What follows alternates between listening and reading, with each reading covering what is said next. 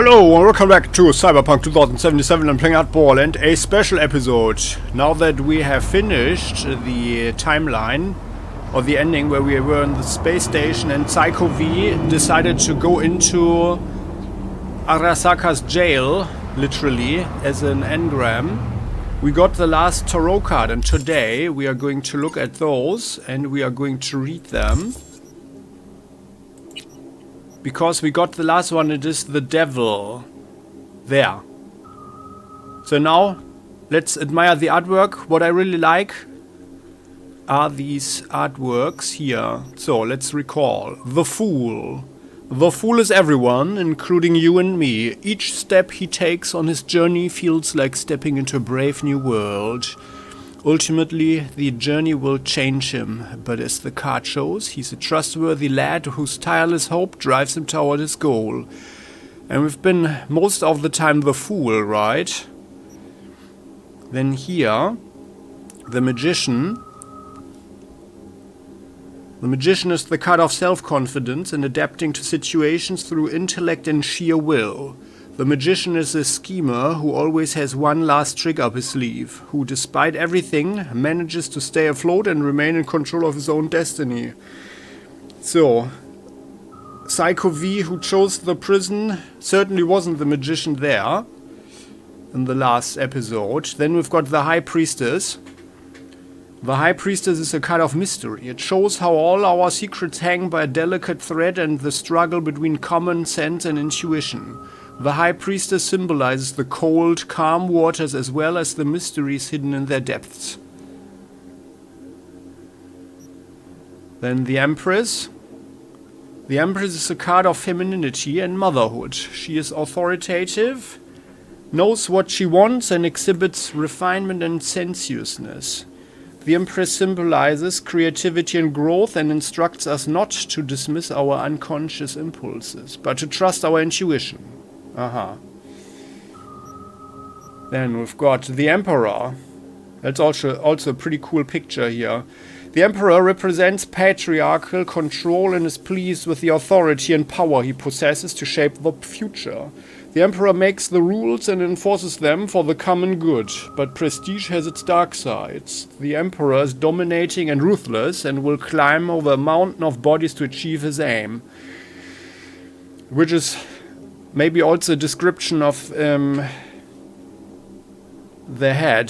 Saguro was his name, right? The head of Arasaka. Then we've got the Hierophant.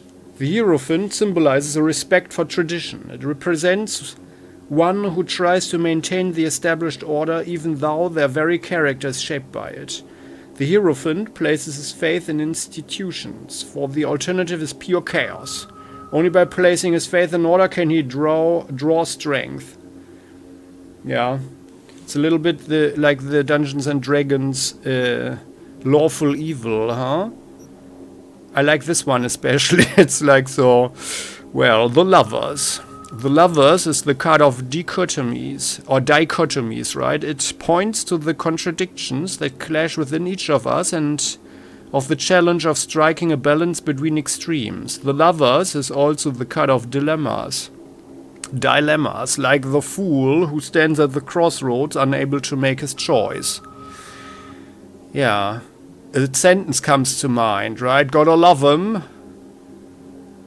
Doesn't work with them, it doesn't work without them. Question is who? Who or whom, huh? The Chariot is the next card. The Chariot is always charging ahead, despite being pulled by its steeds in opposite directions. The rider who steers it constantly reins in the light and dark sides of the soul with the help of reason. To ride in the Chariot is to experience highs and lows, ups and downs. Yeah, that's the card of life, I guess, huh? Then, Strength. Strength is the card of resilience. It is associated with determination, bravery, and internal struggle. One must have dedication in order to overcome obstacles and reach one's goal.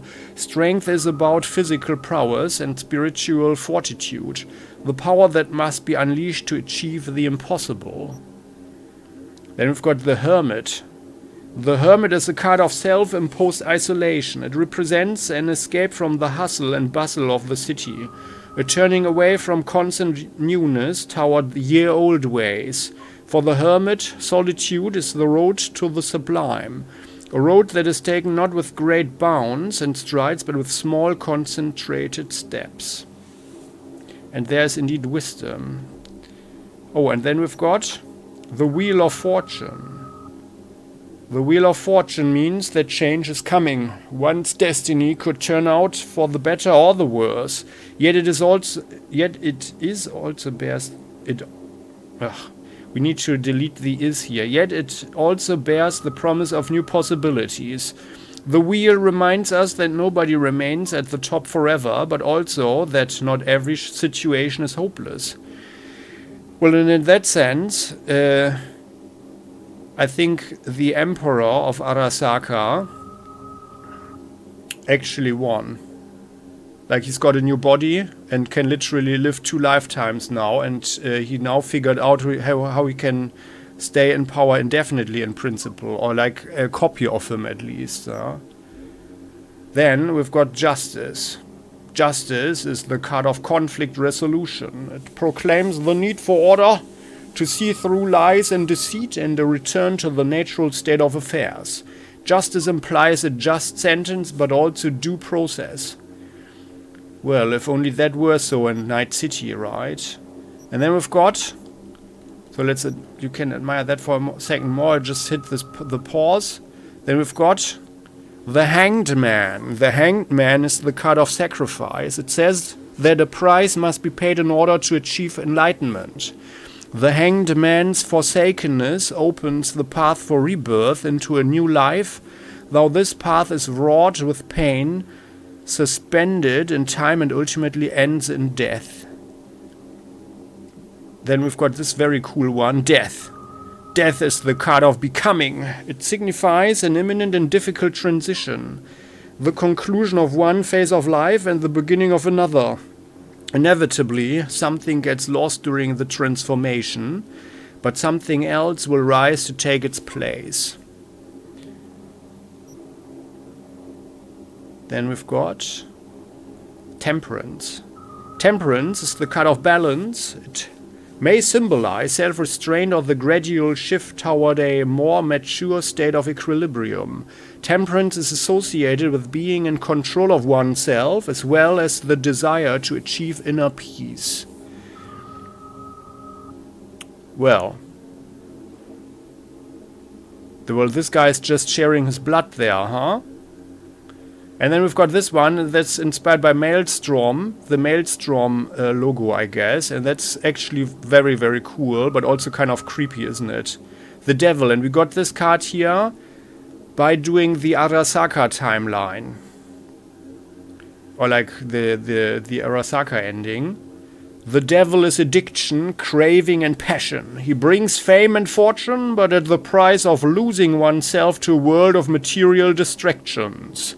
The devil lures unsuspecting souls into traps, but always grants them a choice. One can try their luck and take him up on his offer, but one should always know when to call quits. Well, and I guess most people don't know when to call quits. So, and by the way, you can't look at it, at this card here, when in the game. Only after the credits. And choosing this option, yeah, just one more gig and I want to play on after finishing the game. And then you come back to this point of no return before we are talking to Hanako. And then you get the reward. But that's it. So, and then we've got the Tower. The Tower is an omen of radical change. Chaos and destruction. The lightning striking the tower signifies a return to the old order that lies buried under the ruins, and a new order that will rise from it. It is a symbol of tragedy, apocalypse, and self-destruction. The Arasaka Tower, huh? Like being in the middle of Night City there. Oh, and here we've got a nice one. The Star. The Star is the card of hope. In the darkest of nights, there is a light that shines the path to home. The star is inspiration, motivation, and gives us strength to move forward. Nice one there. Very nice one there. But also weird, creepy people in the distance there. Then we've got the moon. The moon reminds us that reality is not always what it seems at first glance. In a world of appearances and illusions, the best course is often charted by one's own intuition. The moon is also the card of dreams, desires, and of course sleep. Death's nightly ritual. The wolves are pretty prominent here. Yeah, the wolves of Night City. But the moon always shines above. Or let's say nearly always. The sun. The sun symbolizes success. It is a card of freedom, renewal, and a bright future that lies ahead. The sun also represents truth, for its light will always pull back the curtain of shadow that hides the world's secrets.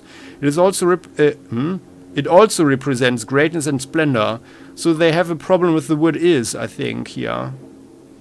There was a second time that there's one is too much. But well, then we've got the judgment. Oh, naked people following the flute. Judgment is the card of renewal. The angel blowing into the horn heralds resurrection and liberation. This card foretells an important change that will result in healing or fulfillment. It is also a symbol of self-worth. And finally, we have the world. The world lies at the end of the fool's long and winding journey. Wise and more world-weary than he started out, the fool faces a moment of reckoning. Some of us accept where our journey has led us to, while others embark on a new challenge. One thing in this world is certain: you can't have it all. Oh well, that's also quite wise. You can't have it all. That's indeed true. That is indeed true. So, I certainly did like and do like the artwork here, and well, there's some wisdom here. Although I feel that they kind of... I mean, with the Misty character, you got a little bit into this one here, but I feel they kind of missed... They missed a chance here. They missed some opportunities there, but well. So, and that ends today's special episode, where we looked at the now complete tarot collection. In the next one, we will follow up here on this point. Before we are here at the point of no return, we will respec our V. Let me here. So I just reloaded the Psycho V, and I got something here. I got something. Oh, it's another special pistol here. This is the special pistol that you get by going to prison with Arasaka, huh? Smart pistol, Genjiro. Rounds per burst increase to 4. Increases magazine size and projectile speed. When aiming, can lock onto 4 targets simultaneously. Projectiles deal additional electrical damage with an increased chance to apply shock. I'm not impressed. So, but well, anyway. So, I hope you found this one cool. Now we know about the tarot collection. And in the next episode we will respec V to the Pistolera. And then we will follow up with Johnny. So we will... I wouldn't say give in to Johnny, but we will play with him and let him take over, or do it together with him. Let's see. But we'll go the Pistolera road. So, many thanks for watching. I hope you enjoyed this. And if you did, how about you show it by clicking the like button. And if you haven't done so yet, don't forget to subscribe and hit the bell so never will miss an episode on Playing Hardball. Many thanks for all of this form of support. And the comment section is all yours. As always, you are heartily invited to share your thoughts. See you next time in the next episode on Playing Hardball. Bye bye.